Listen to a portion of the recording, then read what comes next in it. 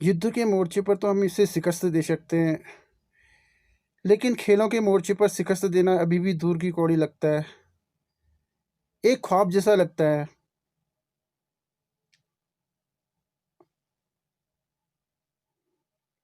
2 दशकों में जहाँ की एक बहुत खस्ता हालत थी इस देश की, विश्व खेल जगत में, ओलंपिक में,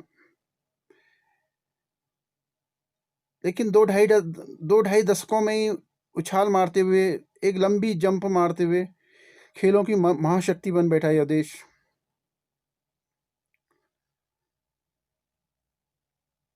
इस देश का नाम है चीन, जिससे कि आज हमारा सीमा पर तनाव चल रहा है। शायद इस मोर्चे पर हम जीत भी जाएं, लेकिन बहुत सारे मोर्चे हैं जहां हमें इसे शिकस्त देनी है। इसमें खेल जगत भी प्रमुख है, जहां पर इसका वर्चस्व बना हुआ है अभी भी। और हम लोग जहां अभी लगता है कि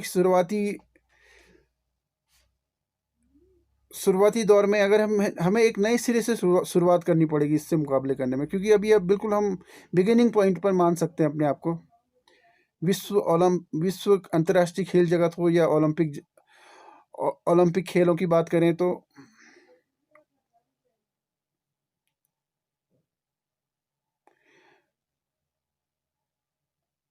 अब यहाँ पर हमारे देश में जो स्थिति है खेलों की, आप उससे वाकिफ ही होंगे।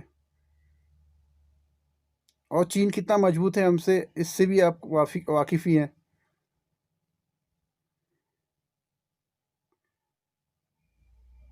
चाइना की बहुत सारी कंपनियां हमारे देश में क्रिकेट को स्पॉन्सर करती हैं। आईपीएल स्पॉन्सर करती हैं, क्रिकेट के बहुत सारे टूर्नामेंट स्पॉन्सर करती है। 2-2 3-3 साल का उनसे अनुबंध है हमारा।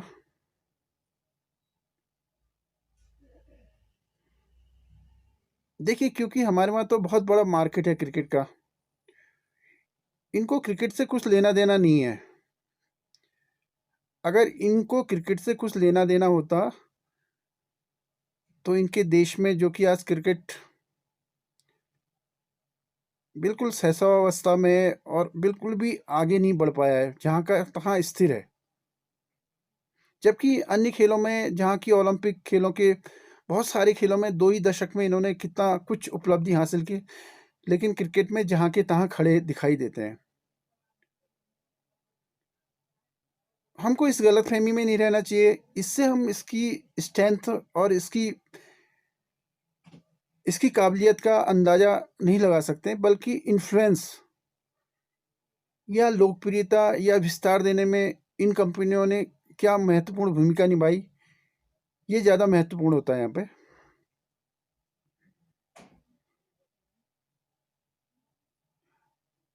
हमारा देश जो कि क्रिकेट में इतना ज़्यादा इन्वॉल्व है, शायद और खेलों के बारे में हमें देखने, सुनने, बात करने की भी फुर्सत नहीं होती है।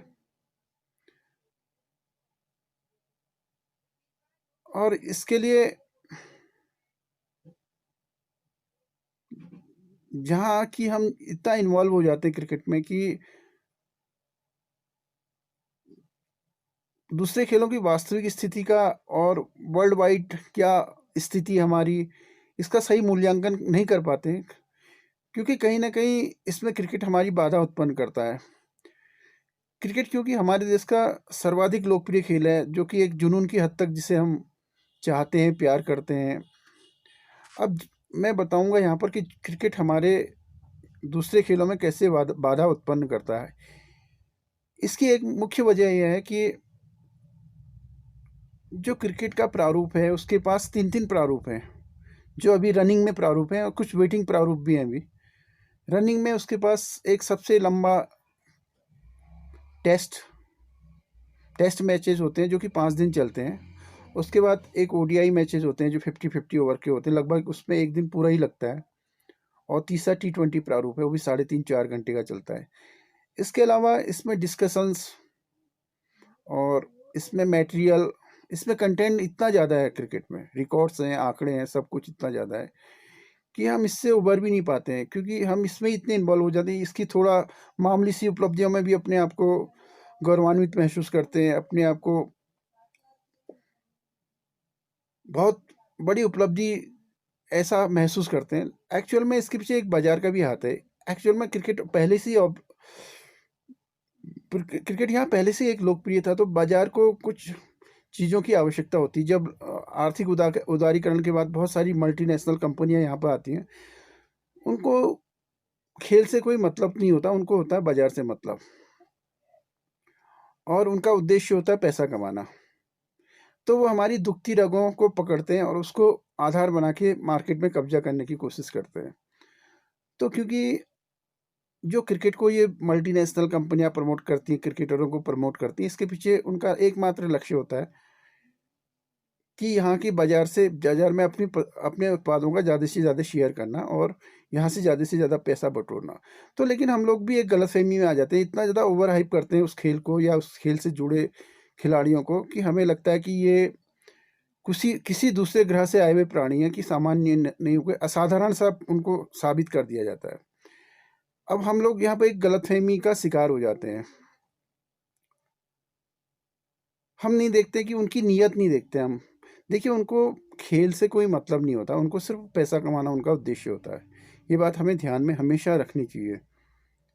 देखिए, क्रिकेट का वैश्विक आधार अभी भी बहुत कम है। देखिए, मैं आपको एग्ज़ाम्पल देता हूँ, ऑस्ट्रेलिया का जितना बड़ा वर्चस्व क्रिकेट में रहा है, शायद इंडिया उसका 20% भी इंडिया का वर्चस्व क्रिकेट में नहीं रहा है। 2 दशक तक, 2 ढाई दशक तक लगातार एक कमांडिंग स्थिति में रही है, एक नियंत्रण में रहा क्रिकेट उसके।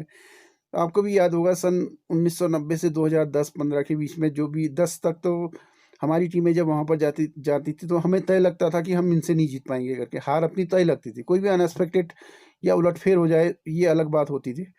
लेकिन वहाँ क्रिकेट का इतना मार्केट नहीं बना। क्या हम लोग उसमें श्रेष्ठ हैं कि वो श्रेष्ठ है? ये बाज़ार हमको श्रेष्ठ बना रहा है, हम आपको समझने की ज़रूरत है। हम लोग श्रेष्ठ नहीं है, बल्कि वो हमारी कमज़ोरियों को पकड़ के मार्केट में इन्फ्लुएंस करते हैं।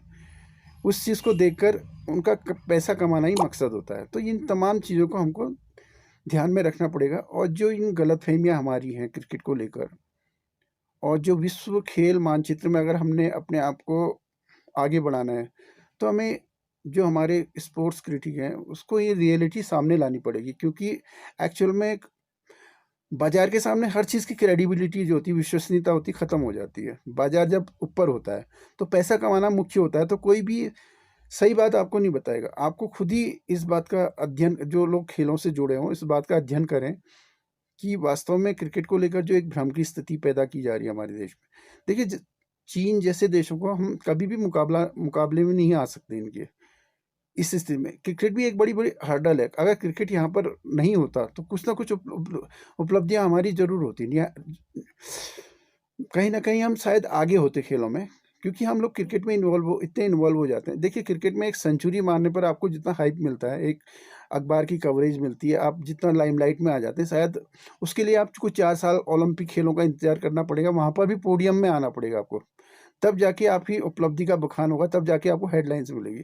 तो आप इतना मुश्किल खेल क्यों चुनेंगे? आप सीधा-साधा खेल चुनेंगे, एक सेंचुरी मार के जब आपको लाइमलाइट मिल रहा है, पैसा मिल रहा है, शोहरत मिल रही है, तो आप दूसरे खेलों में क्यों जाएँगे बताइए? 4 साल आप बकवास मेहनत करके क्या फ़ायदा आपको? तो इन बातों को हमें नज़रअंदाज नहीं करना चाहिए, बारीकी से हमें इनका अध्ययन, मनन भी करना चाहिए। ये जो एक कहते हैं कि एक एक खुमारी में हम लोग किसी चीज़ को किए जाते हैं, एक नशे में किसी चीज़ को किए जाते हैं, वही हालत हमारे देश में क्रिकेट को लेकर है, और हम क्रिकेट और हमारी है। तो हमें अपनी सोच, अपनी व्यापक दृष्टि से इससे मुक्त होने का प्रयास करना है। आप मेरी बातें को समझ रहे होंगे, काफ़ी व्यापक परिप्रेक्ष्य में ये बातें हैं। धन्यवाद।